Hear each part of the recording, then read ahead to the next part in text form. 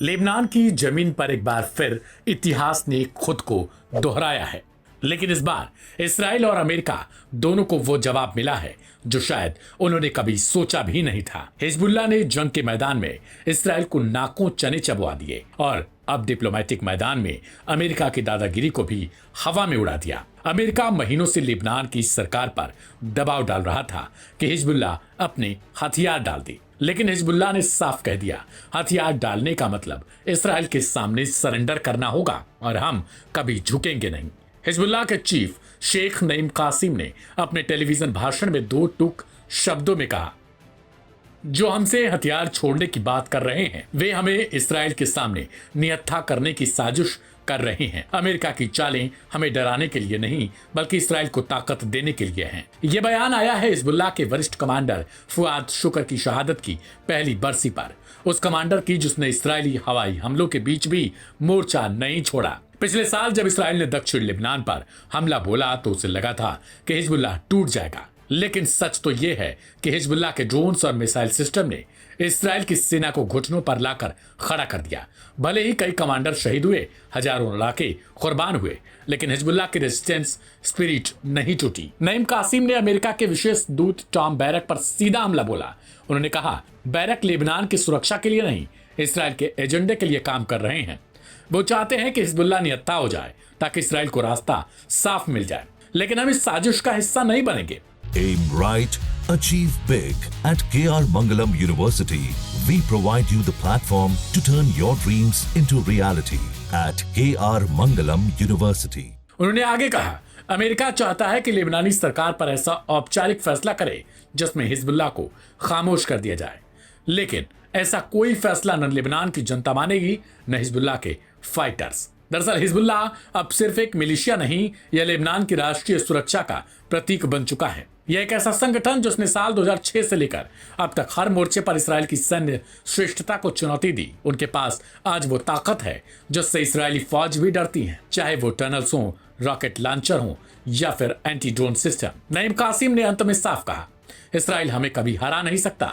हम इसराइल की किसी भी साजिश के खिलाफ खड़े हैं और रहेंगे। हथियार हमारी कमजोरी नहीं, हमारी ताकत है, और यह ताकत हम किसी के कहने पर छोड़ने वाले नहीं। तो अब सवाल यह है, क्या अमेरिका और इसराइल को यह बात समझ आ गई है कि मध्य पूर्व में उनकी एक तरफा हुकूमत का दौर अब बीत चुका है? क्या वे ये मान लेंगे कि हर जगह उनके लिए रास्ते खुले नहीं होते? क्योंकि आज हिजबुल्लाह सिर्फ लड़ाई लड़ नहीं रहा, वह एक संदेश दे रहा कि मिडिल ईस्ट में अब न नया इराक चलेगा न नया अफगानिस्तान बनेगा, और लेबनान को न हथियार से, न धमकी से, न डिप्लोमेसी से झुकाया जा सकता है।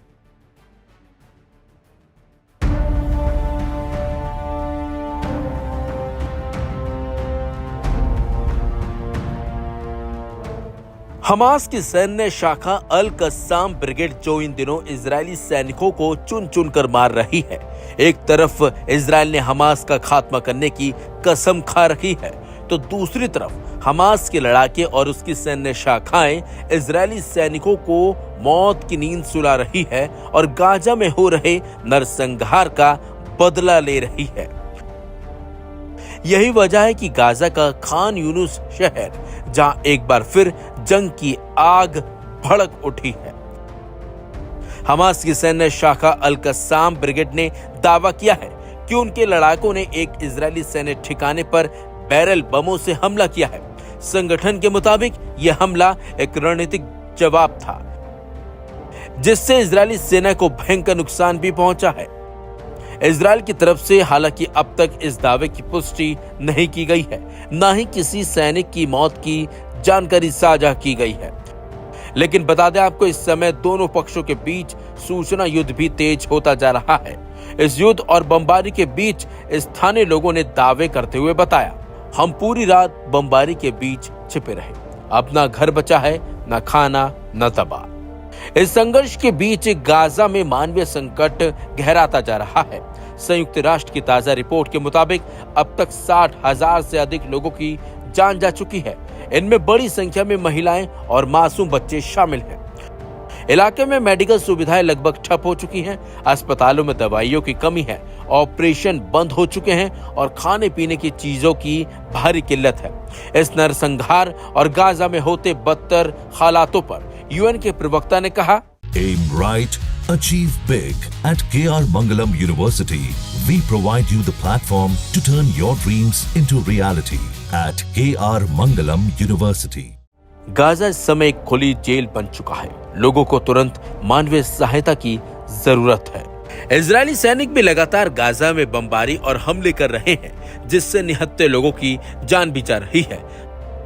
हालांकि गाजा में लोगों को मदद पहुंचाने की पूरी कोशिश की जा रही है और तो और गाजा में हवा से भी लोगों को मदद भेजी जा रही है ताकि गाजा की जिंदगियों को बचाया जा सके।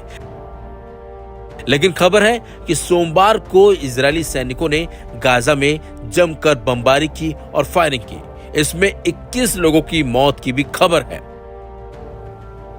वहीं बता दें आपको, गाजा में जंग थमने का नाम नहीं ले रही। हर बीतता दिन आम नागरिकों के लिए मुश्किलें लेकर आ रहा है।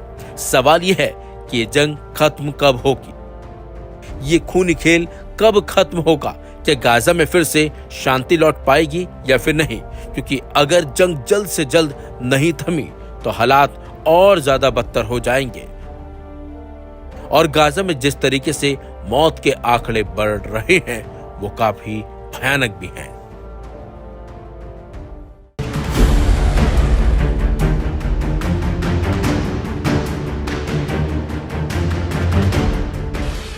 हूतियों ने एक बार फिर इजराइल पर हमले करने शुरू कर दिए हैं।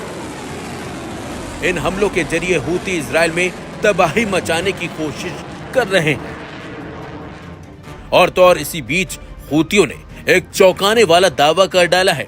हूतियों ने 30 जुलाई यानी कि बुधवार को इजराइल के केंद्र में स्थित बेन गुरियन अंतर्राष्ट्रीय एयरपोर्ट पर हाइपरसोनिक बैलिस्टिक मिसाइल पैलेस्टाइन 2 से हमला किया है।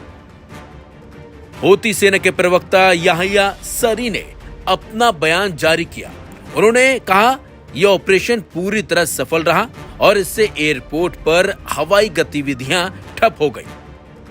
याहिया सरी ने हमले की जानकारी देते हुए बताया, Aim right, achieve big at KR Mangalam University. We provide you the platform to turn your dreams into reality at KR Mangalam University. हमने इजराइल के बेन गुरियन एयरपोर्ट को टारगेट किया। यह फिलिस्तीनी जनता के समर्थन में था। हमारी मिसाइलें दुश्मन के केंद्र में मार कर रही हैं।